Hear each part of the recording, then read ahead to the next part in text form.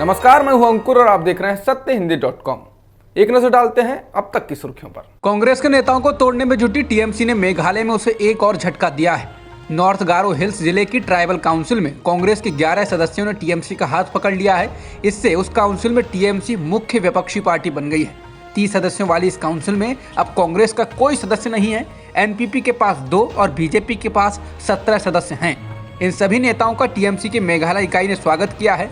पूर्वोत्तर के इस राज्य को खासी, जैंतिया और गारो जनजातियों के लिए बनाई गई स्वायत्त परिषदों में बांटा गया है। कुछ दिन पहले ही कांग्रेस के 12 विधायक टीएमसी में शामिल हो गए थे। कांग्रेस छोड़ने वालों में पूर्व मुख्यमंत्री मुकुल संगमा भी शामिल थे। बॉम्बे हाईकोर्ट द्वारा खिंचाई किए जाने के बाद एनसीपी नेता और महाराष्ट्र के मंत्री नवाब मलिक ने एनसीबी के जोनल डायरेक्टर समीर वानखेड़े पर अपनी टिप्पणी के लिए बिना शर्त माफी मांगी है। बता दें, नवाब मलिक ने हाईकोर्ट को आश्वासन दिया था कि वो समीर वानखेड़े और उनके परिवार के खिलाफ मामले की सुनवाई तक टिप्पणियां नहीं करेंगे। हालांकि नवाब मलिक ने इस आश्वासन को पूरा नहीं किया, जिसके बाद अदालत इस निष्कर्ष पर पहुंची कि मलिक ने जानबूझकर बयान का उल्लंघन किया था और एनसीबी के क्षेत्रीय निदेशक समीर वानखेड़े और उनके परिवार के खिलाफ टिप्पणी की। जिसके बाद नवाब मलिक ने कहा कि मैं 25 नवंबर और 29 नवंबर को अदालत में दिए गए अपने आश्वासन के उल्लंघन के लिए अदालत से बिना शर्त माफी मांगता हूँ। मलिक ने कहा कि मेरा अदालत के आदेशों का अनादर या उल्लंघन करने का कोई इरादा नहीं था। नवाब मलिक ने कहा कि आदेश का उल्लंघन इसलिए हुआ क्योंकि ये मीडिया के सवालों का जवाब दे रहे थे और मैंने ये टिप्पणियां इस भरोसे में की थी कि साक्षात्कार के दौरान की गई ऐसी प्रतिक्रियाएं इस अदालत में मेरी ओर से दिए गए बयान के दायरे में नहीं थी। तमिलनाडु हेलीकॉप्टर दुर्घटना में जान गंवाने वालों में ब्रिगेडियर लखविंदर सिंह लिड्डर भी शामिल हैं। आज उनका बरार स्क्वायर शमशान घाट में अंतिम संस्कार किया गया। ब्रिगेडियर लिड्डर की पत्नी गीतिका और बेटी आशना लिड्डर ने नम आंखों से उन्हें अंतिम विदाई दी। इस दौरान न्यूज एजेंसी एनआई से उन्होंने गर्व करते हुए कहा कि हमें उन्हें अच्छी विदाई देनी चाहिए, मुस्कुराते हुए विदा करना चाहिए। मैं एक सैनिक की पत्नी हूँ, ये एक बड़ा नुकसान है। उनकी बेटी ने कहा कि मेरे पिता मेरे हीरो थे, मेरे सर्वश्रेष्ठ दोस्त थे, शायद ये तकदीर में था। स्कूल में औसत दर्जे का होने से ही क्या आदमी की तकदीर तय हो जाती है? इसी हफ्ते हेलीकॉप्टर दुर्घटना में एकमात्र जीवित बचे ग्रुप कैप्टन वरुण सिंह की माने तो ऐसा बिल्कुल नहीं है। वो खुद इसके उदाहरण हैं। उन्होंने लिखा है कि वो स्कूल में औसत दर्जे के छात्र थे, यानी परीक्षा में अंक लाने में औसत दर्जे के थे, लेकिन वो बेहद सम्मानित और गर्व करने वाला शौर्य चक्र का सम्मान पाने वाले शख्स हैं। कैप्टन वरुण सिंह ने यह बात हरियाणा के अपने स्कूल आर्मी पब्लिक स्कूल चांदी मंदिर कैंटोनमेंट के प्रधानाचार्य को लिखे एक खत में कही। उनका ये खत अब सोशल मीडिया पर वायरल हुआ है। उन्होंने ये खत इसी साल सितंबर महीने में तब लिखा था जब उन्हें शौर्य चक्र से सम्मानित किया गया था। उस खत में उन्होंने स्कूली छात्रों को संबोधित किया था। वरिष्ठ पत्रकार विनोद कापड़ी ने उस खत को ट्वीट करते हुए लिखा है, यह खत हर बच्चे, हर छात्र को पढ़ना चाहिए। हेलीकॉप्टर क्रैश होने के बाद सीडीएस जनरल बिपिन रावत, उनकी पत्नी समेत 13 अफसरों की मौत को लेकर वायुसेना ने आगाह किया है और लोगों से अटकलें लगाने से बचने को कहा है। वायुसेना की ओर से कहा गया है कि वायुसेना ने 8 दिसंबर को हुए दुखद हेलीकॉप्टर हादसे के कारणों की जांच के लिए कोर्ट ऑफ इंक्वायरी का गठन किया है। जांच तेजी से पूरी की जाएगी और तथ्यों को सामने लाया जाएगा। तब तक मृतकों की गरिमा का ख्याल रखते हुए अधूरी सूचना वाले अटकलों से राजस्थान के स्कूली छात्रों के प्रस्तावित नए यूनिफॉर्म के रंग को लेकर फिर से विवाद छिड़ गया है। दरअसल राजस्थान के पब्लिक स्कूलों में अगले शैक्षणिक वर्ष से छात्रों की नई वर्दी होगी। शिक्षा मंत्रालय ने घोषणा की है कि 2017 में बीजेपी सरकार द्वारा लाए गए मौजूदा यूनिफॉर्म को खत्म कर दिया जाएगा। मौजूदा यूनिफॉर्म में हल्की भूरी शर्ट या कुर्ता और भूरी पतलून या शर्ट सलवार स्कर्ट शामिल हैं। उस समय कांग्रेस ने आरोप लगाया था कि वसुंधरा राजे सरकार द्वारा लाई गई वर्दी आरएसएस की पोशाक से मिलती जुलती थी। शिक्षा विभाग के अधिकारियों ने कहा कि छात्र वर्दी के लिए 600 रुपये के हकदार हैं।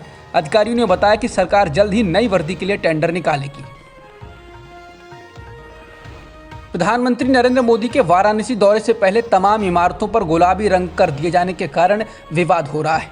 कुछ दिन पहले ही एक मस्जिद पर गुलाबी रंग चढ़ा दिया गया था। मस्जिद कमेटी के ऐतराज के बाद हालांकि उसे सफ़ेद कर दिया गया, लेकिन अब कांग्रेस के स्थानीय दफ्तर पर गुलाबी रंग कर दिया गया है। कांग्रेस ने इसके खिलाफ वाराणसी विकास प्राधिकरण को चिट्ठी भेजी है और उसे 36 घंटे का अल्टीमेटम दिया है। मोदी 13 दिसंबर को काशी विश्वनाथ कॉरिडोर का उद्घाटन करेंगे। इस कार्यक्रम को सफल बनाने के लिए राज्य सरकार के तमाम महकमों ने पूरी ताकत झोंकी हुई है। कांग्रेस नेता अशोक कुमार सिंह ने वाराणसी विकास प्राधिकरण को चिट्ठी लिखकर कहा कि बिना इजाजत के पार्टी दफ्तर का रंग गुलाबी, जो कि भगवा से मिलता जुलता है, कर देना गलत है और दफ्तर पर फिर से पुराना रंग किया जाए। कांग्रेस ने कहा कि अगर ऐसा नहीं किया गया तो पार्टी कानूनी रास्ता पकड़ेगी। ये दफ्तर वाराणसी के मैदागिन चौराहे के बगल में स्थित है। प्रधानमंत्री मोदी के दौरे के चलते काशी विश्वनाथ मंदिर की ओर से जाने वाले रास्ते पर पड़ने वाले भवनों को एक ही रंग से रंगवाया जा रहा है।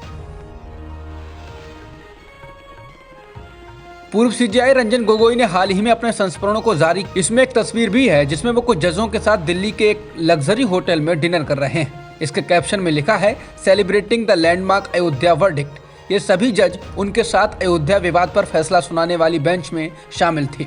पूर्व सीजेआई ने कहा कि फैसले वाली शाम को मैं अपने साथी जजों के साथ डिनर के लिए ताज मानसिंह होटल में गया। हमने चाइनीज खाना खाया और शराब की एक बोतल भी शेयर की। एनडीटीवी की ओर से ये पूछे जाने पर कि अयोध्या जैसे विवादित मसले पर फैसले के बाद क्या सेलिब्रेशन करना सही था, गोगोई ने इस बात से इनकार किया कि ये कोई सेलिब्रेशन था। उन्होंने कहा कि क्या आपका कभी मन नहीं करता कि आप बाहर का खाना खाएं? ये पूछे जाने पर कि क्या ये उन लोगों को खराब नहीं लगेगा जिन्हें इस फैसले में हार मिली है, जस्टिस गोगोई ने कहा कि बेंच में शामिल सभी जजों ने अयोध्या विवाद पर फैसले के लिए 4 महीने तक जमकर काम किया। उन्होंने उल्टा ही एनडीटीवी से सवाल पूछा कि क्या उन्होंने कुछ ऐसा किया जिसे करने की अनुमति नहीं थी। सीजेआई रंजन गोगोई ने राज्यसभा की सीट स्वीकार करने को लेकर अपनी आत्मकथा में लिखा कि मैंने स्वीकार करने से पहले 2 बार नहीं सोचा और उन्होंने कल्पना नहीं की थी कि यह आरोप लगाया जाएगा कि यह सीट उनके द्वारा रफाल और अयोध्या के दिए गए फैसलों के बदले में दी गई कही जाएगी। उन्होंने आगे कहा कि उन्होंने प्रस्ताव स्वीकार कर लिया था क्योंकि इससे उन्हें न्यायपालिका और उनके गृह राज्य असम की समस्याओं को उजागर करने का अवसर मिलेगा। एनडीटीवी से साक्षात्कार के दौरान जब उनसे पूछा गया कि राज्यसभा के रिकॉर्ड बताते हैं कि संसद में उनकी 10% से भी कम उपस्थिति है, इस पर उन्होंने कहा कि व्यक्तिगत रूप से मुझे वहां जाने में बहुत सहज महसूस नहीं हुआ और कोरोना महामारी चल रही है और आज भी मैं राज्यसभा में जाने में बहुत सहज महसूस नहीं कर रहा हूँ। हालांकि सोशल डिस्टेंसिंग के मानदंड लागू किए गए हैं लेकिन उनका पालन नहीं किया जा रहा। साक्षात्कार के दौरान जब पूर्व सीजेआई रंजन गोगोई से पूछा गया कि ऐसे आरोप भी लगे कि संसद की सीट राफेल और अयोध्या मामले जैसे मामलों में उनके फैसलों के लिए एक इनाम थी, इस पर उन्होंने कहा कि फैसले सिर्फ उनके नहीं थे बल्कि एक बेंच द्वारा पारित किए गए थे। विवादों से घिरे कार्यकाल के बावजूद न्यायाधीश ने कहा कि उनके पास एक स्पष्ट विवेक है। उन्होंने कहा कि मेरा राज्यसभा में दूसरा कार्यकाल हो सकता है। गुजरात हाईकोर्ट ने अहमदाबाद की सड़कों पर मांसाहारी भोजन बेचने से रोके गए रेहड़ी पटरी वालों की याचिका पर सुनवाई करते हुए अहमदाबाद नगर निगम को जमकर फटकार लगाई और कहा कि आप लोगों को वह कैसे खाने से रोक सकते हैं जो वो खाना चाहते हैं। सुनवाई के दौरान जस्टिस बीरेन वैष्णव ने पूछा, नगर निगम को क्या तकलीफ होती है? सरकारी वकील को संबोधित करते हुए अदालत ने कहा, आपकी समस्या क्या है? आपको मांसाहारी भोजन पसंद नहीं है, यह आपकी समस्या है। आप कैसे तय कर सकते हैं कि मैं बाहर क्या खाऊं? कल तुम तय करोगे कि मुझे घर के बाहर क्या खाना चाहिए। निगम आयुक्त को बुलाओ और उनसे पूछो कि वो क्या कर रहे हैं।